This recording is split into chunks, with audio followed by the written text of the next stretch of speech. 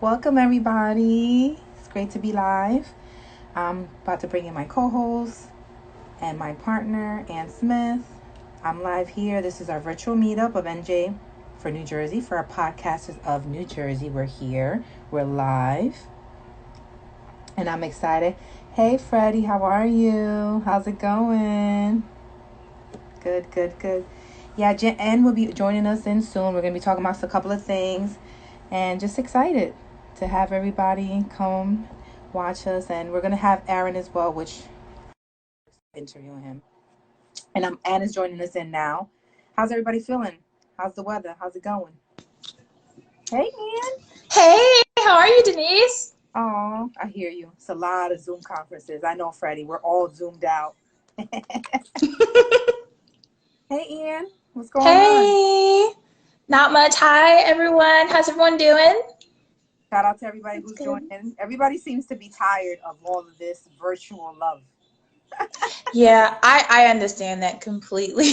I People think are probably everybody eager to come out. I think everybody's digitally fatigued, right? Digitally fatigued. Everybody's like, Yeah. I know. It's been a little rough, but I'm excited to have everybody here. You know, our meetups are usually in person in Newark, New Jersey. Shout out to Anthony Frazier. He welcomes us at Newark Venture Partners at the Audible Building. I can't wait. Hopefully, God willing. I mean, it's just so many things going on. A lot of people are being sick. A lot of things have happened to people. It's very sad, but I can't wait to hopefully everything turns around and we can get all together, right? Yeah. Yeah, So I can't wait for that either, to be honest. I know. But yeah, I think it's better though that we do it gradually. The main thing is making sure everyone is safe and that we continue to, flatten the curve and everything.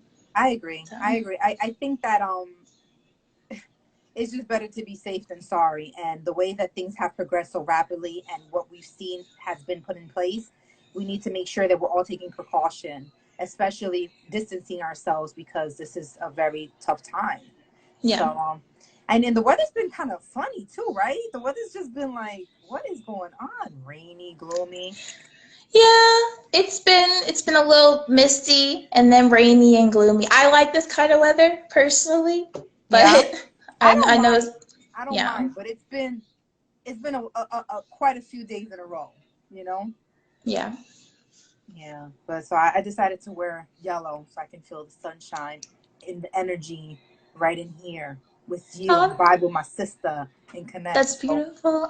I yeah, feel it. yeah. So what are you we usually start our meetings off. We talk about our podcast trends, and Ann, you want to go first? Want to talk about a trend? Sure. So a trend that I found out about recently, a really cool like tech trend I found out about actually was that Amazon is now trying to actually uh, do an Alexa fill up. So they're Okay. developing a process where you can use voice commerce. For those of you that don't know, voice commerce basically would allow you to use things like Voice Echo or Alexa to make purchases. So right now, people might be doing that for like certain online purchases, such as groceries for your essential items, or if you're just binging and shopping, you Right. know, doing some That's retail cool. therapy. But for the most part, they're saying they're trying to develop a system in place where you could even buy your gas with Alexa or with Oh an Echo wow. device. Yeah. Right. So they've been working with different Exxon Mobil stations to try and get that into the works. I So think that's yeah, cool. I yeah, think I feel like what's happened with COVID. I feel like a lot of the companies that were already in a technological space or an advanced space, it's made everyone more aware of how important the digital world is and how important yeah, technology is as a whole.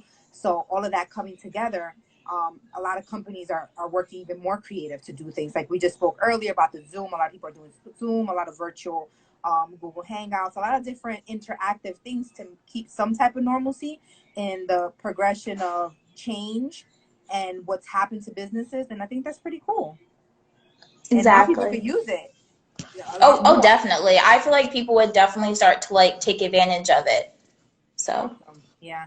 I have one here that's it's more technology based Yeah. trend. It's called Curbside.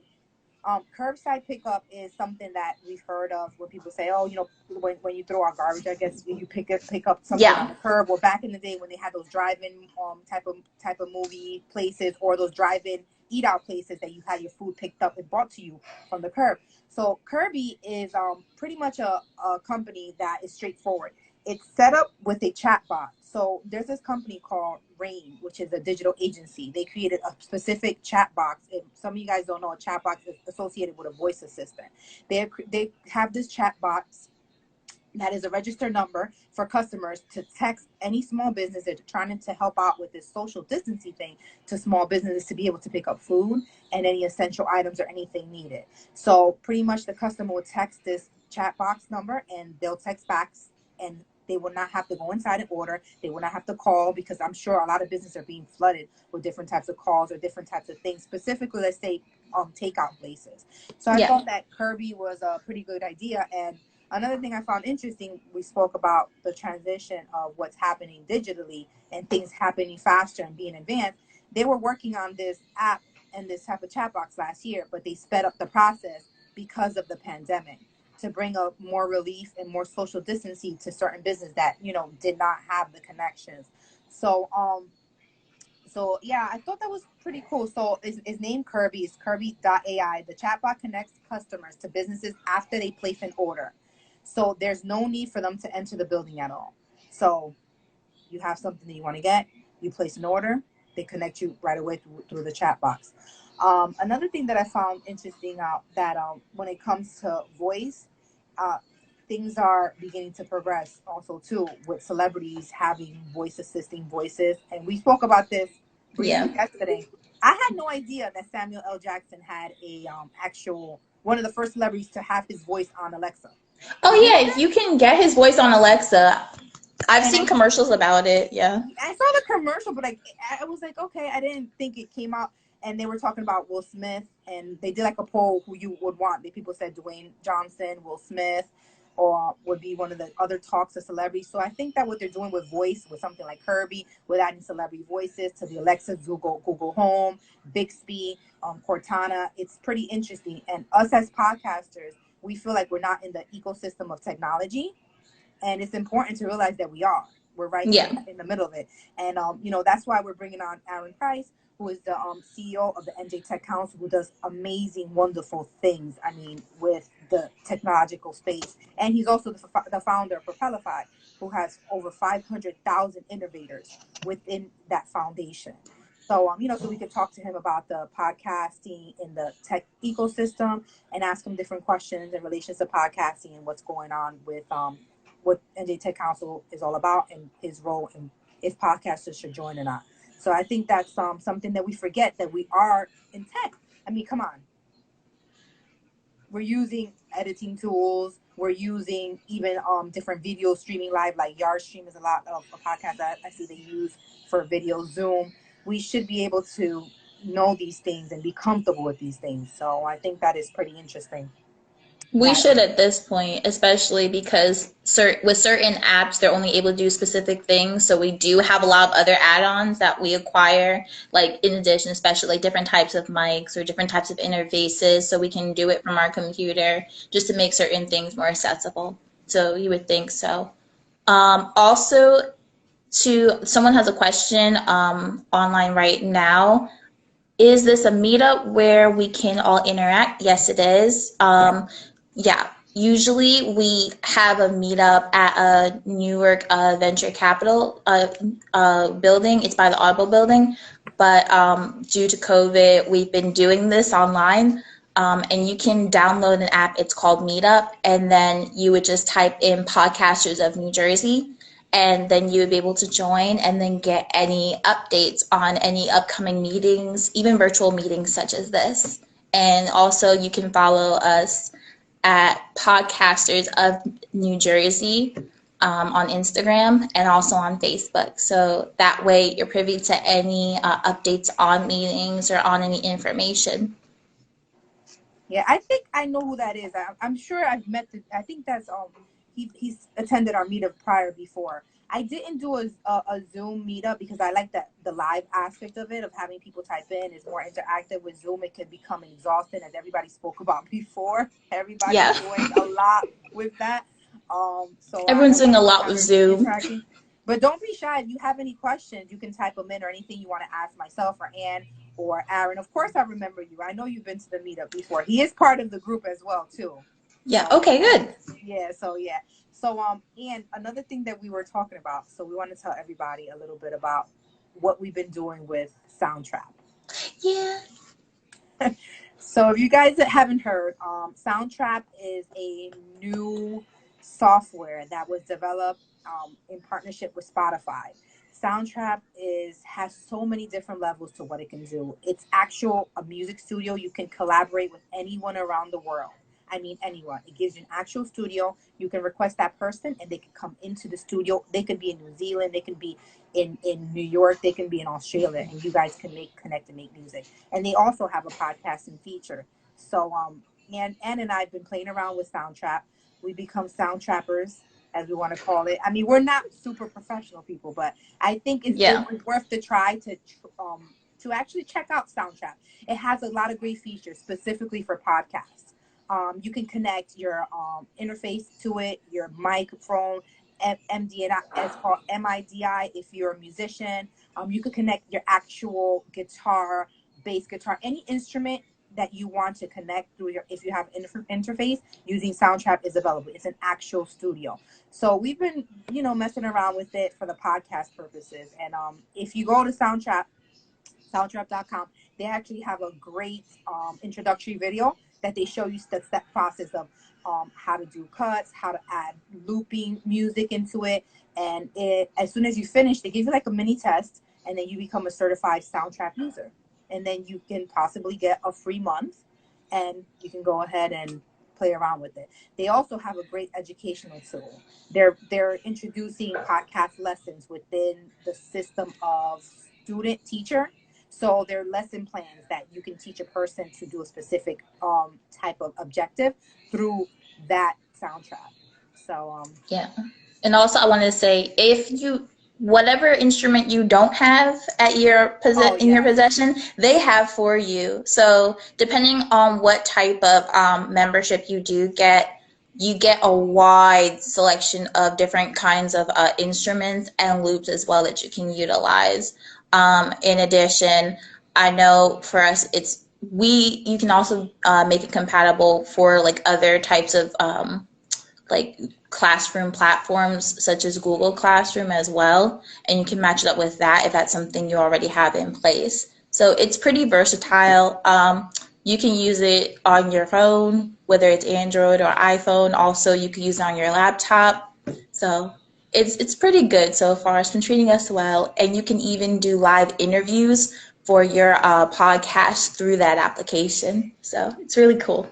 yeah, you can actually. So what it is there's a portion where you can request for an interview. For example, if I'm going to be interviewing Anne, I'm on Soundtrap, and I'll send her a link. She doesn't have to have a Soundtrap account. She could click on the link, and we can see each other just as we're doing right now, and we can converse, start an interview, and upload it. Another good feature is that it transcribes your audio words Accurately. accurately, and you can Accurately. edit those words. So I know people have used Pro Tools, some people use GarageBand, some people use Audacity, and a lot of podcasters, some of them are very great and love editing. I know I don't love editing, and but if you have to do it, you have to do it. But I think it's a great tool, and something to think about. In a time like this, that you might not be used to doing things yourself, or maybe having that studio vibe. Some podcasters, have the great opportunity and the advantage that they go to the studio and they get a one and all package. They'll get everything done with someone that's engineer or a producer that does it there.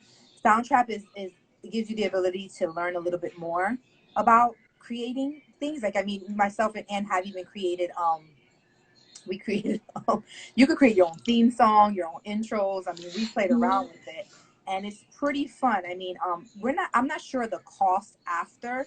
I haven't really we haven't gotten that far. I mean, but I think that it's probably it should be reasonable for everything you're getting. And like I said, It's if you're a reasonable. musician, huh? It's reasonable. Even if you have like currently we're still on the free trial part. Right.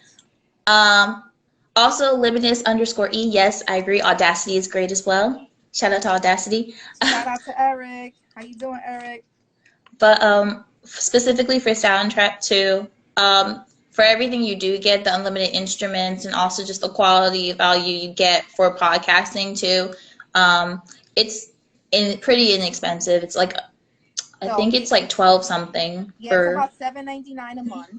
Yeah. And for musicians and $11.99 for podcasters. That even includes more loops and instruments as well as interactive transcript editing, which is what we were talking about. The transcript editing is right now everything that me and Ann are saying. It says word for word what we're exactly talking about, and you can edit with word, anything that you want out, and it's pretty cool. Glad to hear you good. It's pretty good. So. Yeah, it's really great for editing, especially like any dead air, especially like when you're on Audacity or when you're trying to clip a specific piece. Sometimes it is difficult to like, get in between and clip just enough. So, or especially with like Pro Tools and with other specific things as well. Yeah. So what was the name? It's called Soundtrap. Yeah, Soundtrap. SOUNDTRAP. Soundtrap. And shout out to Manny Inca Wolf. You're always on the live from the beginning. We appreciate you. Hopefully, when we get the meetup up and running, we'll be able to all, be together, right? And yeah, so Soundtrap is Spotify owned. I mean, Spotify right now is doing a lot. That's another thing I wanted to talk about too. That I actually pulled up an article that I had to speak about. So right now they're saying that Spotify, because of the Corona COVID situation and the crisis, they've gone up in uploads over 69%. 69% higher than in February in the month of March. 69%. So that means a lot of people who might have been in the stages of not wanting to start their podcast, not sure if they want to start, people are starting their podcasts. You hear that? Podcasters New Jersey, this is the time. I mean, I don't want to put any pressure on anybody to feel like they have to constantly create, because that's something that you and I spoke about in our last meetup. The pressures of always wanting to be busy and keeping your life normal, but understanding that this is a situation that you have to take a moment and regroup. Yeah. So, yeah, 69%. What do you think about that? 69%. I think it basically does follow the trend of the time. I think that's pretty accurate, because I've noticed that with a lot of different creators, whether they're in podcasting or YouTubing or music and creating, or whether they're artists. Also, shout out to my friend Doris, who's watching. Hi, who's also an artist. I've just noticed it's been a great way for people to just create. And they're taking this now downtime because we're forced to be inside with each other and with our families, and then also just forced to self-quarantine. Yeah, right? Yeah, we're forced to be with each other, right? Well, I enjoy my family. Some people, some people might be having a little bit of cabin fever, but for the most part, yeah, we have a lot of time to fill. So because of that, people have been creating a lot of different content. Some people probably are now just having this surge of creativity and inspiration, and they're finally talking about the topics they want to discuss. And they're also starting those podcasts they've been dying to start. So yeah, we spoke about one thing that we spoke about in the last meetup, and I wanted to reiterate, was about the type of listening behavior. When do people listen to podcasts? We spoke last month how podcasts had went down, I guess, in the end of February, I guess the beginning of March, when everything started kind of slow regressing with everything that was happening. But it's still gone up recently at the end of April, 20%. So I guess people used to listen to the podcast, I guess, on their way to work, commuting, on their way to the gym, on their way to their kids' school, whatever your listening behavior was, that kind of shifted. But we spoke about that. People got used to it. And it says here that podcast downloads were still up 20% for the week ending in April 19th compared to the first week in January. When that in-between moment that people didn't know what to do, right, and how to change it, that people were able to switch. and find their laptop, find something to do in between instead of commuting or they're driving. I think a lot of people, from what I've read and done research, usually listen to a lot of podcasts in the car. And right now, Yeah. no one's really moving unless you're an essential worker. And shout out to the essential workers and people who are still working out there that are truly amazing for keeping a lot of different things running. But I think it's interesting that people shifted that change. Took a few weeks, and people were like, "Okay, you know what? I'm commuting. I'm going to the gym. I'm dropping my kids off. I'm gonna pick up my laptop while working at home. Maybe catch this podcast. Maybe download it." So listening behavior has switched. Oh, what's your question? I see someone has a question. I Yeah. say, what's the question, E? Yeah, so But that's interesting, right? We talked it about that. is. Because we talked about that too, especially like with you and me, like with you when you're going to work or when you're doing specific things for your household, you Right, find yourself also listening to podcasts too. I know for me, I find myself listening to work a lot. right, right, So in a meeting, you spoke about Podcorn. Yes. right. Yes, correct. Popcorn. Well, So popcorn. yeah, They help you. So what popcorn does, they associate what your podcast brand and niche is to an advertiser that will has the same interest and brand and niche that you have. So, for example, when we were doing the Love Zone USA, we have a young lady. She have a show. Is a hip hop Christian show. Podcorn reached out to her because she was doing a show on Christian couples in Valentine's Day. So they reached out to her to possibly do a sponsorship or ad for a company who was looking to do a Valentine's Day promotion for their restaurant. So that's yeah, the type of work that Podcorn does with certain podcasters. They don't give you stats on your listeners. What from what when her and I went into Podcorn, they give you. So what it is this: you can do an intro or an outro for the sponsor. For example, the person who was trying to pay sponsorship was a restaurant, and they were going to have her maybe say, "Hi, my name is Latasha, and I'm here with Hip Hop Christian. If you're looking to go out on a date for Valentine's Day, this is the place to go and eat." Something along those lines, and she has to show the amount of people who listen to that specific show for the stats for the sponsorship, but they don't give you a stat of the overall of what you're doing as the show, only for the sponsorship that you're in agreement with. yeah.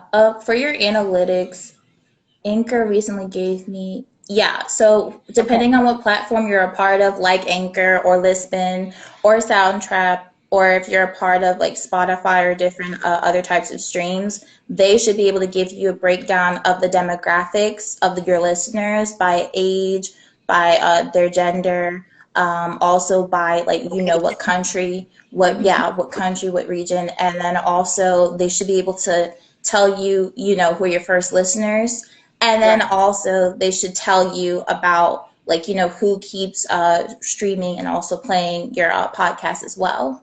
Yeah, and they'll tell you the what devices and what platforms they listen to your podcast. For example, when we were on Pod, I would say Block Talk, it would tell you that it will listen to through group through Apple Podcasts. It will listen. The person will listen through Google Chrome. They might have downloaded. It shows you the difference between the downloading and the streams and what devices they use. Yeah. And So then yeah, you would take those analytics and then you go to sources like Podcorn to try and help them match you up with the best possible brand that would fit into your podcast. And you can also take those analytics yourself and approach, a company and have some kind of presentation as well. And you can right, just email them and with a proposal. So that way you could get a sponsorship or a branding deal with them as well. So right, correct.